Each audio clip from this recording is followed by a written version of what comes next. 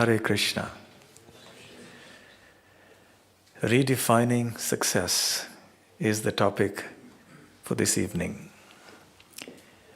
And to begin, I'll ask you a very simple question.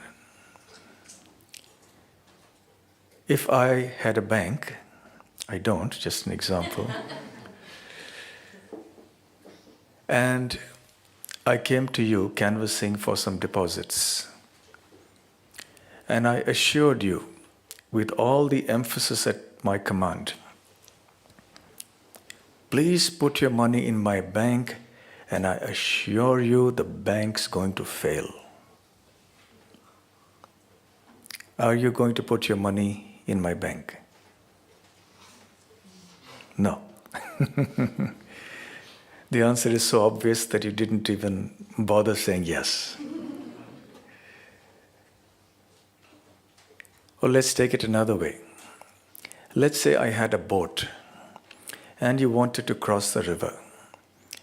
And I said, please hop onto my boat. And I assure you that this boat will capsize midway because it's got a hole. Please step in to my boat. Will you step in? Of course, no. Why am I giving these examples? Because that is precisely what we are doing in this world. How so? This body that we have, which naturally we are so attached to, for which we take so much pain, whose every desire we try to fulfill, who we pamper day and night with all sorts of good food, good resting facilities, good clothing, etc. This very body, which also gives us so much pain, gives us disease, gets old, and ultimately dies, we are investing everything into this body. And the whole world functions according to this idea. This body is very valuable. And by body, I also mean the subtler aspects of the body, like the mind, the intelligence. The ancient Indian text Bhagavad Gita also recognizes the mind and intelligence to be a part of the body, but they are subtle parts of the body. Modern science visualizes the mind and intelligence as being part of the physical brain. And modern medical science understands thoughts, emotions, feelings, etc., as being merely electrochemical reactions and processes going on within the brain. The firing of neurons and this and that. But from Bhagavad Gita, we understand that the mind and the intelligence are very subtle. They're not gross, tangible things like the brain or the rest of the body. In any case, we all think that we want to get pleasure for this body, for this mind, and for this intelligence. So depending on where we are in life, we imagine success to be what will give us the maximum pleasure, the maximum satisfaction. If I'm more rooted in the bodily concept of life, meaning that I understand myself to be this body, physical body, then I will give a lot of emphasis to physical pleasure and to everything that can bring me that physical pleasure. Whether it is good clothing, whether it is good food, or any other form of physical pleasure. And then my standard of success will be calculated according to how much I have been able to achieve that. If I'm at a slightly different level, let's say the level of the mind and intelligence, especially of the intelligence, then I might construe success as being some kind of intellectual pursuit. Let's say I'm a poet, I'm a writer, I'm a philosopher, I'm a scientist, or I want to crack some mystery in some philosophical issue or some branch of knowledge. So I feel it's success to be able to do that. So depending on whether we think we are the body, the mind, the intelligence, etc., we have our own definitions of success. And therefore, motivational speakers will often say, chase your dream. Yes, you hear that slogan sometimes? Find your own dream in life, or find your own meaning or purpose in life. So chasing a dream, unfortunately, perhaps it's not realized how true is the words they are saying. It is indeed a dream. Because in the Bhagavad Gita, we are told that we are not these bodies. We are not the mind. We are not the intelligence. We are eternal spiritual sparks. We are spiritual souls. Actually, we have nothing to do with this body. Somehow or the other, that eternal spiritual spark, in Sanskrit called the Atma, is trapped in this material body. And because we identify due to ignorance with this body, mind, and intelligence, so we forget our eternal spiritual identity. Real happiness, real success lies in identifying ourselves as spiritual entities, not as material entities. And then in acting on that platform. Sometimes people ask us, what is your definition of spirituality? Well, spirituality is a process of trying to understand one's own true identity and then acting on that platform in pursuance of that understanding. So we are the spirit souls. So if our knowledge is based only on matter, we will have one understanding of success, and that's the general understanding in the world. But if we have a spiritual understanding of life, of our identity, then our goal of life will be different. And then our measure of success will also be different. Just before coming here, I Googled a bit. Some confession. And do you know what I Googled for? Successful people who committed suicide. And I was surprised to see such a long list. I didn't have the time to go through the list because I had to hurry to come here. And I listed down a few names. Yeah? Shall I read them out for you? Not that I'm taking pleasure in it, but it's just a fact that is unfortunate, actually. There's such a long list. I'll tell you just 5 or 6, maybe 7, 8 names. Robin Williams, a very famous comedian, humorist, brought smiles and laughs into the lives of many people. But there's a difference between humor and happiness, you know. If someone cracks jokes and makes people laugh, it doesn't mean that one becomes happy just by laughing at jokes. So there's a difference between humor and happiness. So here's someone who brought humor into people's lives. And perhaps the people who were laughing at his performances felt they were happy. But even they were not happy, neither was he. Happy people don't commit suicide. And let's go back to the olden times. Cleopatra of Julius Caesar fame. Eratosthenes, a famous Greek mathematician. Le Corbusier, the famous architect. Marilyn Monroe, famous film actress, known for her liaison with John F. Kennedy. And then I came across an interesting entry called the Mysterious Club of 27. Have you heard of it? This is a group of rock stars, rock music stars in the 60s, maybe 70s also, all of whom died primarily of drug overdose at the age of 27. All of them died at 27.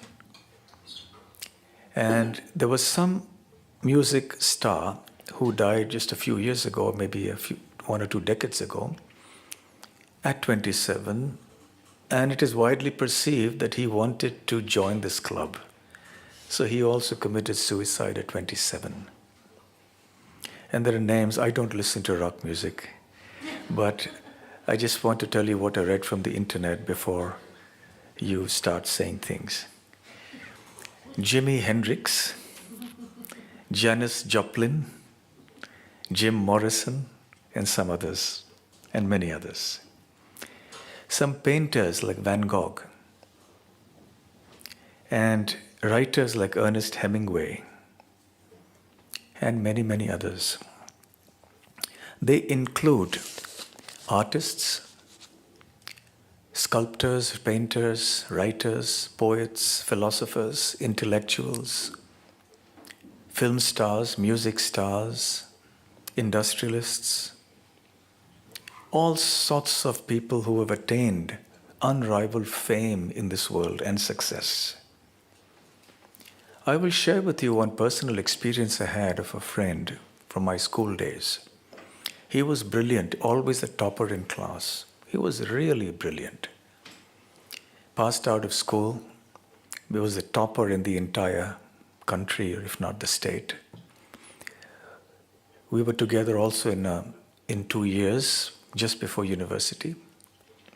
And then he went into one of the most prestigious technical universities in India.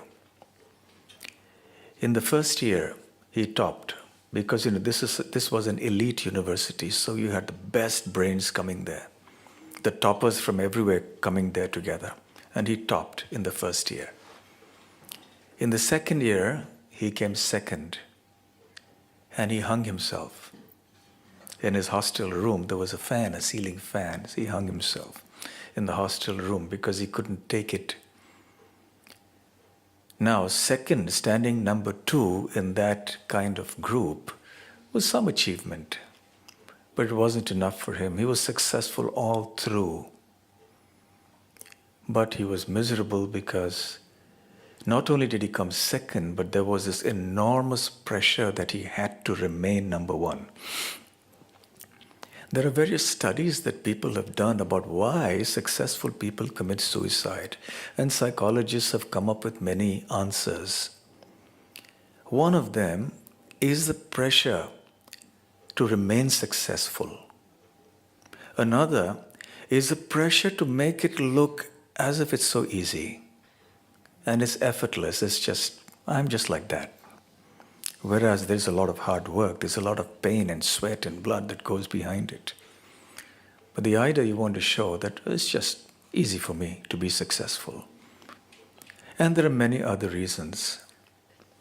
Often, successful people, by successful I mean materially successful people, commit suicide because they're not happy with their achievements, they're restless. They're dissatisfied in spite of gain and success. So obviously there's a difference between accomplishment and real success. You see, if you look at a dictionary, success is defined as the accomplishment of a certain goal or an aim. And there's a distinction between accomplishment and success. Accomplish means to attain a certain goal. Let's say you want to make $1 million in 5 years. But success refers to the quality of that outcome. Once you get those $1 million, first of all, you might not, in which case there's misery, there's frustration. But even if you do get that $1 million, will you be happy? Will you be satisfied now that you've achieved your goal? You've accomplished your target, but you're not happy. Therefore, you're not successful. So in your success lies your failure. This is one of my favorite incidents that I like to narrate.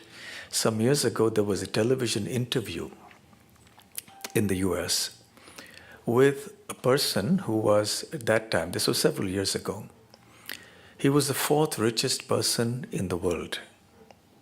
And he was so rich that you could practically not compute what his wealth was. Because by the time you calculated it, his wealth had already increased more. So in the interview, he was asked so many questions about business and about this and that. And finally, the lady who was interviewing him asked him, she said, okay, one final question. Now, you've achieved everything in life. You're one of the most successful persons in the whole world. Tell me, if God were to appear before you, what would you ask him for? It's a question that we can all think about. If God were to appear before us at this moment, what would we ask him? And pat came the reply, without any hesitation. Just a little happiness? So who's speaking? A person who is the fourth richest man in the world. It's easy to understand that people who are unsuccessful commit suicide. Let's say there's some big economic depression or a recession, people have lost their jobs, they've got loans to pay and they don't have money to look after themselves and their family, or they've gone through some big humiliation in life, or they've been failures at everything. So it's sad, but it's understandable that these people commit suicide. But when people who are quote-unquote successful commit suicide, then we have to sit up and take notice. And it's not a new phenomenon. It's been happening. It's been happening from time immemorial. But one tends to notice that these things have increased of late in the last century or so. Why so? I would hazard by saying that it's because we have become more and more materialistic. We have become more and more body-centered and world-centered as opposed to spirit-centered. Therefore, in our mistaken search for happiness, we wrongly designate success as something which it isn't. You know, success is something that should be long-lasting. Normal success that we have in the world, you can be a millionaire, but for how long? Maybe for some time, and then maybe you lose your money. Or maybe you've made a lot of money, but then you die at the end of it. So from a higher spiritual point of view, we look at success as something that is not only long-lasting and permanent, but that is of a superior quality than ordinary success of this world. Ordinary success is usually driven by some materialistic motive. It's centered on something that is selfish, generally. And it's short-lived. So what is real success? Real success is something that goes beyond that. I started out with the analogy or the example of the bank and the boat. Well, what if we had something like this in our life, where the success that we achieved could continue and sustain forever and ever? But that's not possible, because in this world, everything eventually comes to an end. The Bhagavad Gita says that we are spiritual entities, and therefore, because of our spiritual nature, we can never actually be successful, never be happy in materialistic pursuits. When we focus our attention only on the material, then our success is bound to be a failure. It is bound to be a cause of unhappiness and distress, as indeed we see with all these famous and successful personalities. In this world, we see variety, isn't it? Someone is very intelligent, someone's not so intelligent, someone's born in a wealthy family, someone's not. Someone has musical talent, someone doesn't. Someone is born beautiful, someone isn't. There's unlimited variety and diversity in this world. Some may call it disparity Indeed, nature has inequality programmed into it. We are not equal. You're more intelligent than me. What to do? You're born with that higher intelligence. I'm not. But that's the way we are. You're more beautiful than me, so that's the nature. That's nature has created us like that. Now we may attempt by various ways to counteract what nature has done, but the fact remains that there is this diversity. Why is it being of such a phenomenon of nature? Actually, from Bhagavad Gita, we understand that the soul occupies this body. And when this body is destroyed, it moves on to another body. When that body is destroyed, it moves on to yet another body, and another, and another. And this is called a cycle of birth and death. The eternal soul has to move from body to body, experience to experience, from species to species. It's not necessary that we have to be only within the human form of life. If our karma has been such that we deserve to be born in an animal body, we will be animals in the next life. If our karma is such that we have to be insects or trees in the next life, then so shall we become. So where is this idea of success? Let's say I've become a very successful person by material estimation. I've become a billionaire, the most famous person in the world, and then I die, and because of my karma, I become a cat in the next life. Or I become an insect or a tree in the next life. There are numerous such instances that are mentioned in the scriptures from India, the ancient Sanskrit scriptures like Bhagavad Gita, the Srimad Bhagavatam. These are laws of nature.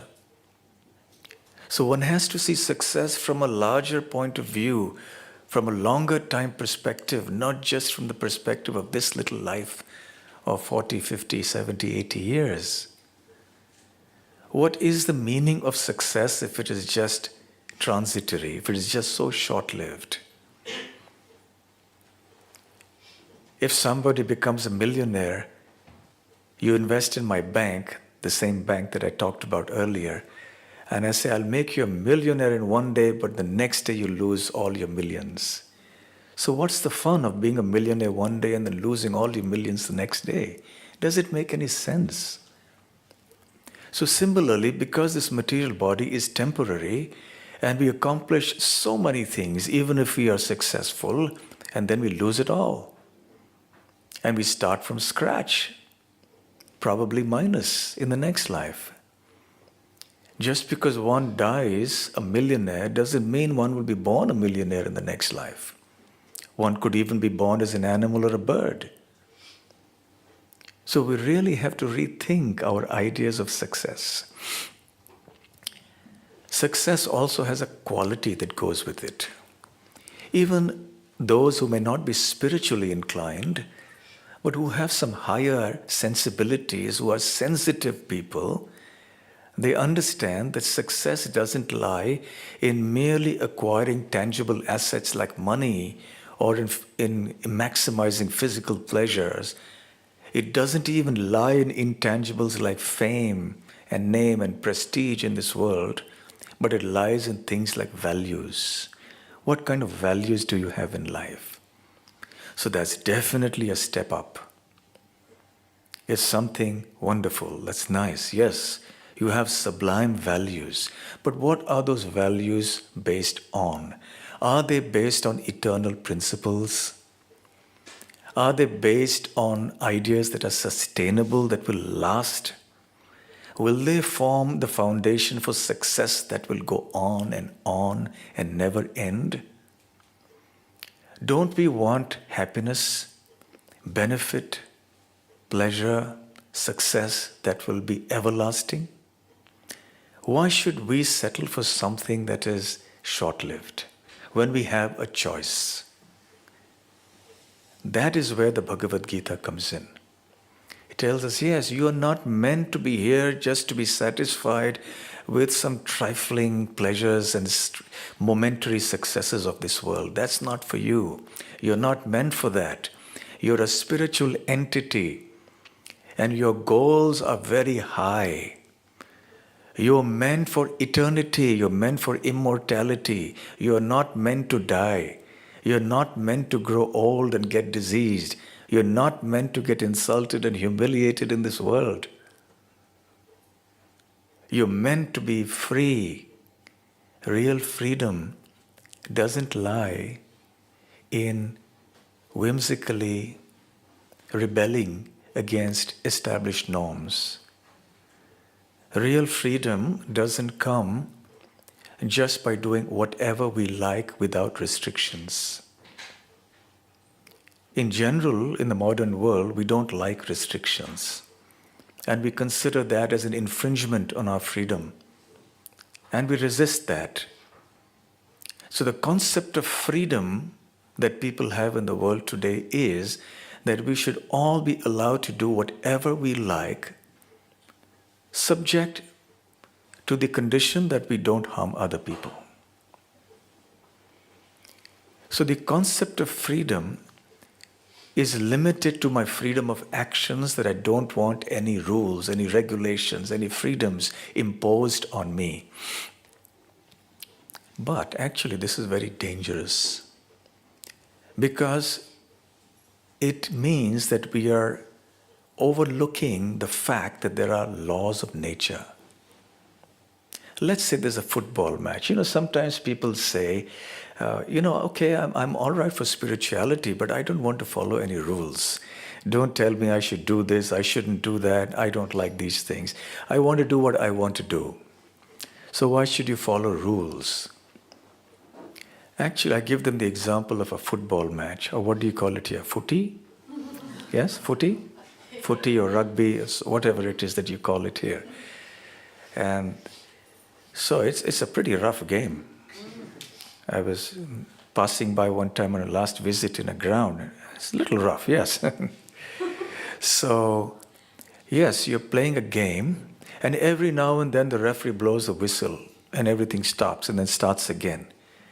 And then someone says, this is such a botheration. Why does the referee stop us? We should just be allowed to do whatever we like. Why the restriction on our freedoms? We want to just go with the ball and score the goal. And if everyone thinks like that, and no one follows any rules, then what's going to happen on that field? There's going to be real chaos. So because everybody voluntarily agrees to follow certain rules, and there is someone to implement those rules, to enforce them, therefore there is some semblance of order. Some success can be achieved. Yes, one group fails, the other succeeds, the other is victorious, but at least the game goes on. There's success in completing the game. Similarly, if you're driving, if you said, I just want to be free, I am a free bird, I want to drive any way I like. Imagine what's going to happen on the streets. There will be chaos, destruction. So freedom doesn't mean freedom to do whatever we like without any restrictions. Intelligence means to understand that freedom implies voluntary acceptance of restrictions for a higher sublime goal. In order that I may start out in my car and reach my destination safely and in time, I follow the rules. If I don't follow the rules and nobody follows the rules, there's likelihood of accidents, and then I won't reach my destination. So because I want to reach that ultimate destination, apart from the fact that it's just civilized, I follow rules and regulations. So no successful person has become successful without discipline, without accepting voluntarily restrictions and rules. Look at the Olympic athletes. Look at other sports people, even musicians. Any accomplishment requires hard work and discipline. So success cannot be seen just in terms of attaining this kind of freedom.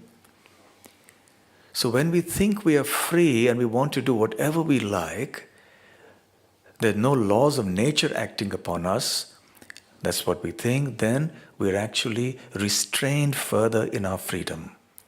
So let's say, as a human being, I say, well, I'm a free human and I want to do whatever I like, and by the laws of karma, then I become an animal in the next life. Then what happens? Whatever freedom I had in the human form of life is now taken away. The animals have lesser freedom than we do. The lower the species of life, the lesser the degree of freedom they have to act in this world. The humans represent the pinnacle of life forms on earth. Because humans have the highest intelligence, humans have the highest freedom to use or to misuse that intelligence. So if we think of success in terms of doing whatever we like, then we are going to end up in a situation where there will be a lot of chaos. So the Bhagavad Gita tells us, no, there's something called the regulative principles of freedom. You follow certain restrictions on yourself to attain some successful completion of your aims and goals. But if those goals are set in matter, within the material world, then even if you achieve them, what's the good? Why not achieve something which will take us beyond death? That is the question. That is real success. Success which is eternal. Even if our values are good, but if they're rooted in a lack of spiritual consciousness, still they will not enable us to attain the ultimate success. So true success has to be defined in terms of spiritual attainments as opposed to material accomplishments. And what do we mean by spiritual attainments? We mean that we actually realize, not just intellectually, but experientially, our identity as spirit souls. In the Bhagavad Gita, the speaker, Krishna, who is a supreme soul, the origin of everything, material and spiritual, under whose superintendence this whole world is functioning. We are parts and parcels of Him. The word Krishna means all attractive. And we are parts and parcels of that all attractive Supreme Personality. Whatever we are able to do in this world, whatever success, opulence, etc. we are able to do in this world is because that has been granted to us by that supreme will according to our karma. As spiritual entities, we have a relationship of love with Krishna. But we have forgotten that. Having forgotten that, we are here in this material world going through this cycle of birth and death. One miserable situation after another. And the happiness of this world is not really happiness, but it is merely a forgetfulness of our pains. A brief period where we somehow or the other are not, shall we say, overcome with pain and suffering. That brief relief from suffering is our idea of happiness. We go to movies, we go to various other forms of enjoyment just so that we can be in a different world. That's the dream world. But to revive that eternal relationship of the soul to Krishna and to develop true love, true happiness and eternal life, that is the ultimate success of life. Then the soul doesn't have to take birth again in this material world. There is a spiritual world that's beyond this material world, where everything is made of spiritual substance. Now, this is not a sectarian idea. It is not the monopoly of a particular religious denomination or a caste or a creed or some nationality or something like that. These are eternal principles of spiritual knowledge. And they are valuable and they pertain to everyone. They're accessible to everyone. This is real success. When we can attain eternal life, eternal bliss, eternal knowledge. What more success can be than that? This material world is designed for failure. It's not designed for success. Because ultimately death is a reality of life. Many times when we speak of death, people say, you people are really pessimistic. Why do you speak so much about death? It's not that we like to speak about death, but it's just that it's the reality. And knowledge means to accept the reality and see what we can do about it. Do we have a solution to the real problem of death? That is success. To conquer over death.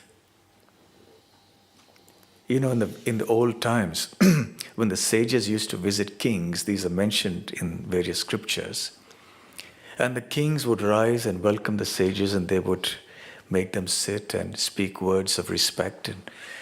And then they would ask them questions. So my dear sage, are you progressing well on your path towards immortality? Are you moving ahead well? And the sage would say, yes, thank you. And my dear king, in the midst of your opulence and your power, are you also following the principles of spiritual life? Are you also moving ahead nicely on this path of spirituality? So this was the culture where everyone understood that this was the goal we all had to achieve. This was the standard of success. There were many kings who were called Raj Rishis, which means they were saintly kings.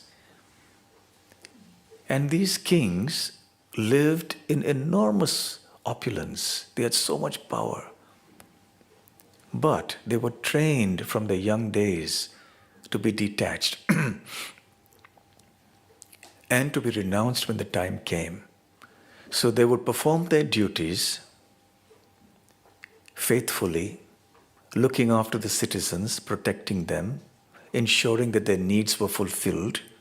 But when the time came, they would renounce the kingdom, go into the forest to perform austerities and perform spiritual practices. The principle of yoga is quite popular these days. Yoga is a word that needs a lot of explanation actually. There are many dimensions to yoga. And the yoga of action is important. In the Bhagavad Gita, Krishna, the all-attractive one, speaks. He defines what the word yoga means. It's very interesting. Yogastaha kuru karmani sangam tyaktva dhananjaya siddhya siddhyo samo bhutva samatvam yoga uchyate. This is a Sanskrit verse. I'll explain what it means. He says, be situated in yoga, my dear Arjuna, because Arjuna is Krishna's dear friend. And Krishna is speaking the Bhagavad Gita to him. He says, my dear Arjuna, be situated in yoga. Is Krishna saying to Arjuna that you should sit in some posture and then do a particular asana and then you're in yoga? He doesn't say that, no. He says, Kuru karmani, do your duty. Sangam tyaktva, but be detached. Don't be attached to this, to the result of your work. And siddhi asiddhyo, samo bhutva, be equal in failure and success. Samatvam yoga muchyate. So this equanimity, this sense of being equal in success and failure is yoga. So if you want to define success in terms of yoga, this is it. While you have your spiritual objectives in life, you understand Krishna is that supreme entity whom we must try to love. because that's our constitutional position and therein lies our ultimate success in life. But we also have to live in this world. It takes a whole lifetime of spiritual practice to attain that success. So as we work, how should we work? What should be our mentality as we do it? So Krishna says, be detached from success or failure. Do what you're meant to be doing according to the principles of dharma.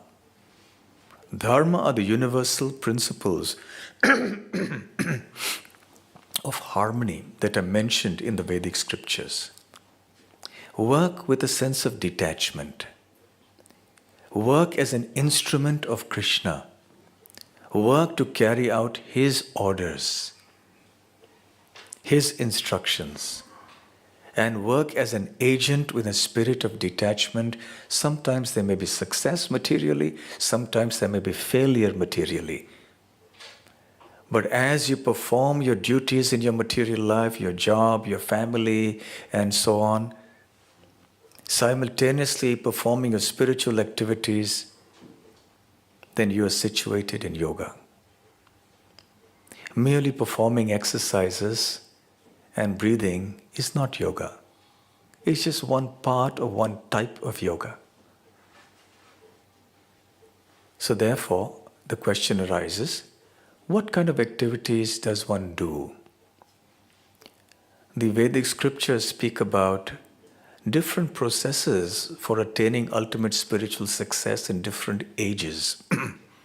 In the bygone ages, there were periods when meditation was the way of success. After that, it was the performance of various types of ceremonies and sacrifices that was the way of success. In the previous age, it was grand worship that was the way of success.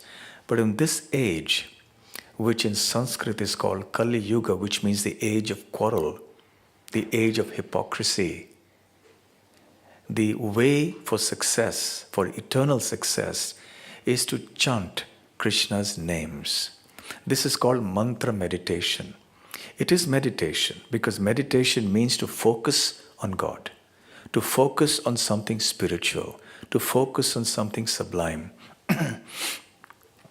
So when one meditates on the sound vibration, on these transcendental chants of Krishna's names, automatically one experiences an upliftment of one's consciousness. One experiences a certain degree of bliss, of joy, of spiritual understanding. And gradually, as one follows the other processes, like hearing the messages from the Bhagavad Gita and so on, then we will be well situated on the path of true success. And as far as material success, well, someone may ask, if I'm practicing spirituality as you say, is there no scope for me to try for material success? If I'm doing a business, should I not try to be successful in my business? If I'm a university student, should I not try to be successful in my examination so I get a degree? Certainly you can do that. But try to dovetail it with Krishna. To dovetail means to synchronize it. Keep in mind that ultimately that university degree or that job or that business is not independently a cause of success or happiness for you. But it is a means to an end. It's a supporting mechanism for you to enable you to continue on the path towards Krishna. Our eternal love, our eternal joy, our eternal shelter. That is the ultimate success. Thank you very much.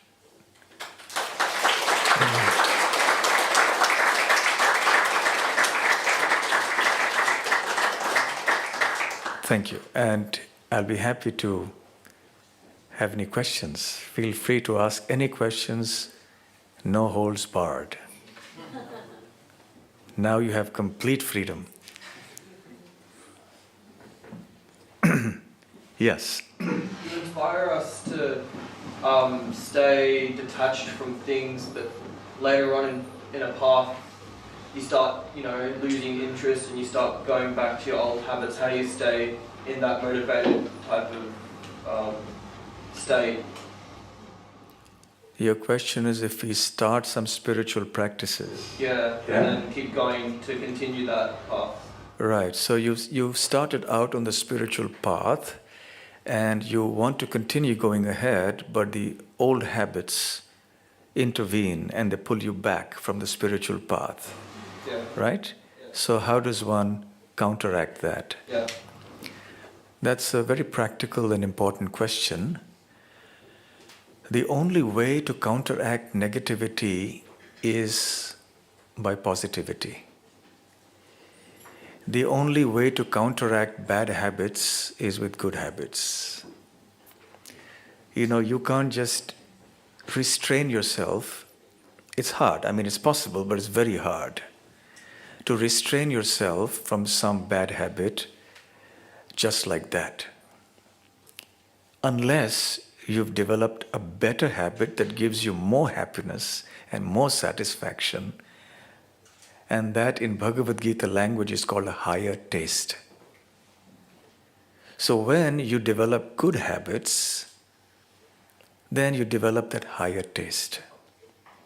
That higher taste gives you a sense of relish, a sense of joy in your heart. It makes you immune from the infection of harassment by your old bad ways. It protects you. These good habits are like immunizing vaccines. And good habits begin with good company. That's very important. So the real formula for success is good company.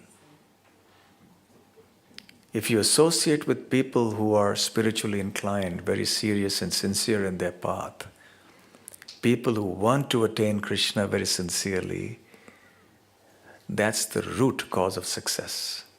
This is a very important principle, a spiritual principle. Never mind what we were, what we did previously. What's done is done. Now let's look forward to a bright future.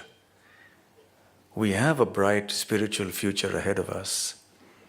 And if we come into the right company and sincerely try to follow the practices, even if sometimes we slip back into our old ways, but if we stick on to this company of spiritually minded people and are guided properly and we feel inspired by that, gradually we will be able to overcome it. It takes a little time and effort, but it will happen. And there are any number of practitioners who've gone through this journey. So there's a lot of hope there. There's a lot of positive energy there. Because this is a problem practically everyone faces in the modern world. Everyone has had some of the other bad habits, But when you come to spiritual company, then we transcend that gradually. Okay? Any other questions? Yes. Okay, can I just take one question? I'll come back to you. Yeah. No. Yes. Thank you, Maharaj. I was hoping you would share a little bit about your eco-village in India. Yeah, okay. All right. I'll come back to that in a few minutes, Yes, okay? Absolutely. Yeah, okay, sorry, you had a question? I'm grateful for your presence. My question is that I have known about this spirituality since a long time, but I haven't been able to choose the right path, or I haven't been the courage to take the step, because I go to some meditations and I feel some love and compassion over there, and I visit the different spiritual paths, but is there any different people have different paths, or is there any one path? My first question is that, and how to find that path which is correct to you. And the other, in the bhakti, what is most important? Is the bhakti only important, or will you have to be with the bhakti with the Krishna or with any gods? Okay, so your first question is there seem to be so many spiritual paths. So which one do I take, and how do I know which is the right one? For me. For you, yes. So let's give the example of a pharmacy. You go to a shop that sells medicines, and there's so many medicines available there. You have an ailment. So do you just pick up any medicine? All the medicines may be bona fide.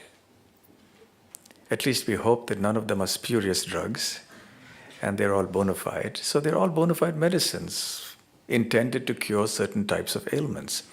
But you will select that medicine that is just right for you, that your doctor has prescribed for you, knowing well your condition. So similarly, there are many processes of spiritual life, and some of them may be genuine, and some of them as practiced today may not be so genuine. But even for those practices that are genuine, they may not be applicable for the modern day and age. As I mentioned briefly earlier, there are some processes that were meant for earlier ages. Silent meditation, for example, is something that's very difficult in this age to do because our mind is so restless. Our mind is not controlled, it's always agitated. Psychologists say that we think about 80,000 thoughts every day, which means practically every second our mind is hopping from one thing to the other.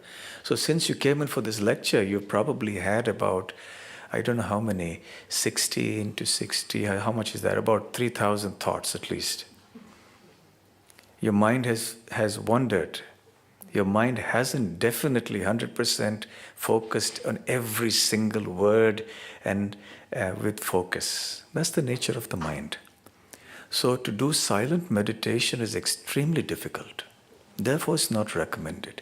So what is recommended is the sound, vibration, transcendental sound of Krishna's name. So therefore, we follow that as the prescription medicine for this age. And since the prescription includes Krishna, we follow Krishna. We follow the doctor's advice. That's what we do. Okay? I'll come back to the eco-village at the end maybe. Is that okay? Any other questions? Okay, so I think eco-village, yes? Since you mentioned it in the introduction, yeah? I wasn't planning to speak about it, but I'm happy to share a few thoughts about it.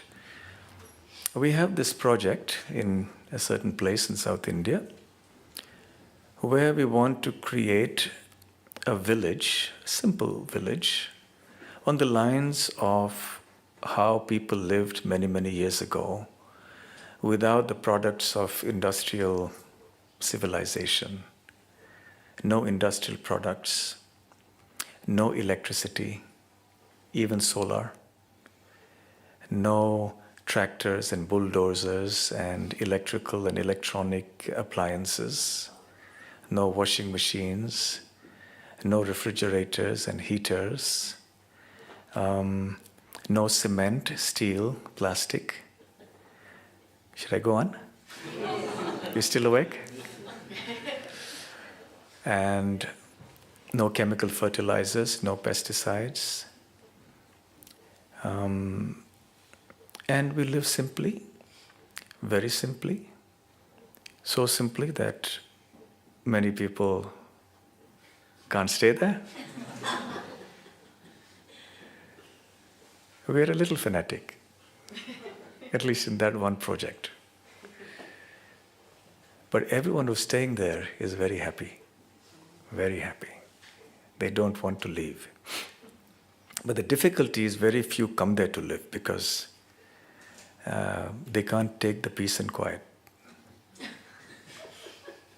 The peace and quiet is too difficult to tolerate because we're so used to the hustle and bustle of the city.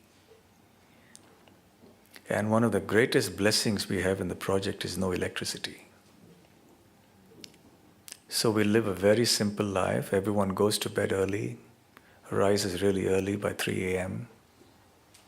And then we begin our day's work I don't stay there all the time, but I visit there as much as possible when I'm in that area. And we try to be self-sufficient. We try to grow our own food. We're getting there. We haven't got there to the point of full self-sufficiency yet. Our founder, Srila Prabhupada, had a slogan that he once said, and that has been the inspiration for this project. Use what you produce and produce what you need. This was a marvelous statement, our mission statement. Use what you produce what you need. So don't use anything that you can't make yourself. And don't make something that you don't really need. So your life becomes very simple and very happy.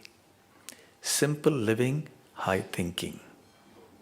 High thinking requires simple living. Today's society encourages high living and simple thinking, or shall we say sinful thinking. So we have cows and bulls. We make our own cement with sand and limestone. It's not the cement that is made in factories. It's lime mortar. We make our own construction. We build our own houses with mud bricks, sun-dried bricks. We have mud mortar. We also have rocks or stones. We build with that as well. And we have simple roofs with tiles.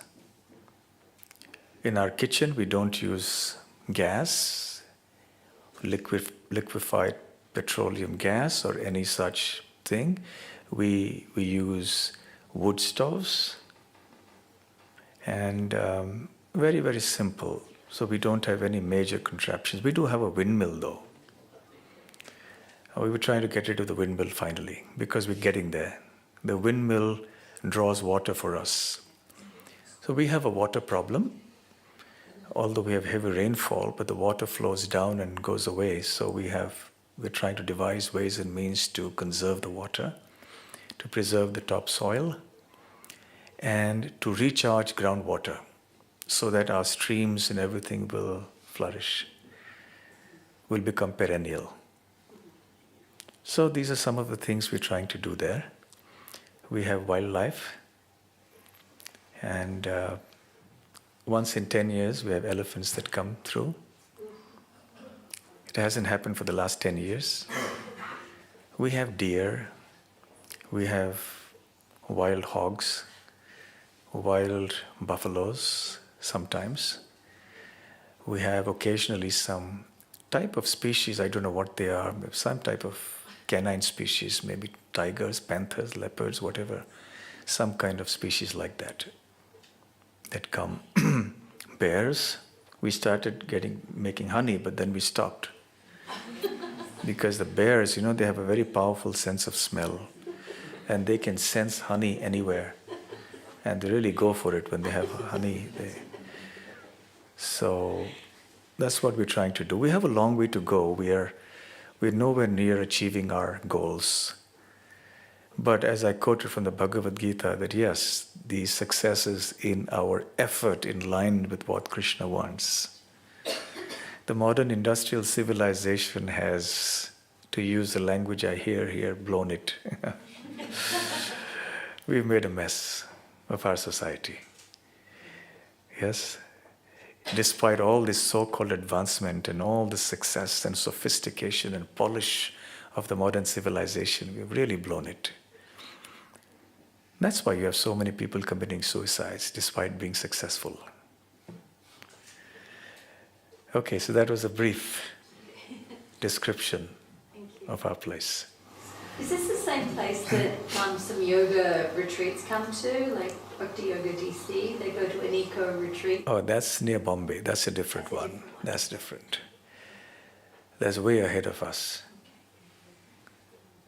We are very rustic in comparison. I'll tell you another secret, that we didn't even have toilets till I insisted upon it. They would go into the forest. But then it became really difficult. So then I saw people were finding it difficult because sometimes it gets cold, it's raining, you're sick, you have to go into the forest, it's difficult. It also happened because somebody heard a roar when he went into the forest, and he packed up his bags and left the next day. So I didn't want any reverse migration to happen. So then I said, no, at least, come on. So I had to persuade them, come on, you have to, at least toilets. Let's have compost toilets. So we don't have all the flushing type of push button types of things, no. Just ordinary compost toilets, just the way our ancestors lived years and years ago. Simple, natural. Do you have lots of kirtan happening? Morning and evening. But you see, we have a small crew there. We have about 15 people, and because it's a farm, so there's hard work. You have to be out there working all day with the cows, with the bulls, with construction, with farming, with cooking, and so on and so forth. So one day perhaps we'll be able to have it, a lot. Now it's just morning and evening, the morning program, and then in the evening everyone gets together. And the food is delicious there, by the way. It's very simple, but it's delicious.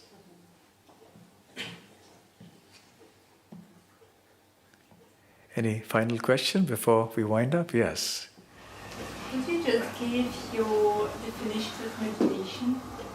Can you please repeat that? Could you give your own definition of meditation?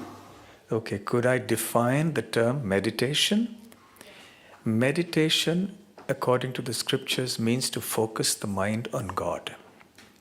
Actually, it means focusing on any object generally. The idea of meditation is to have the mind focused or concentrated. But there is a certain verse in the scriptures that exactly explains what this is. Dhyanavasthit tad gatena manasa pashyantiyam yoginaha. It's a Sanskrit verse which means that the yogis, they meditate upon Krishna who is within the heart. Can you explain this? Sorry?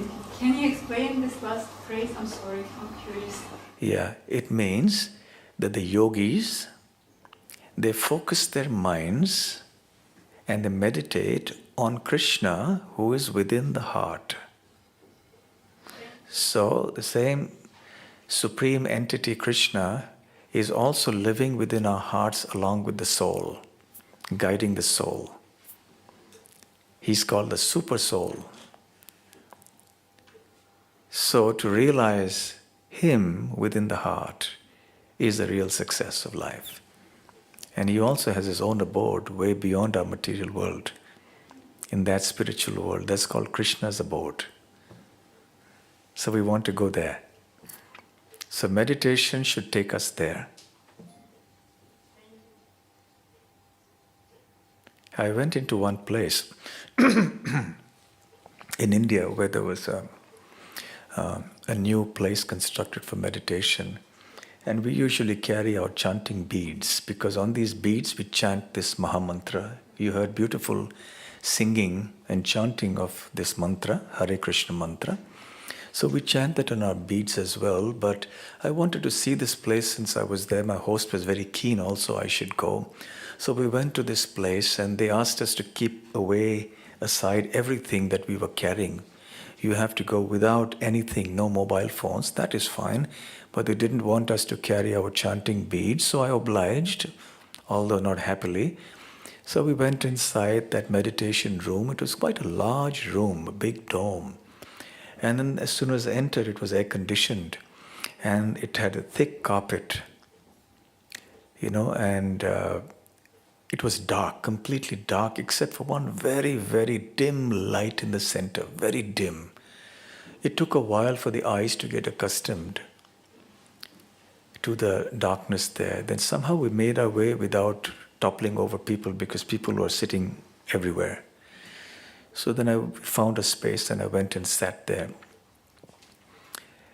And as we settled down, then within a few minutes, I heard these sounds coming from various parts, around, because it was very quiet, so you could hear sounds. And the sounds were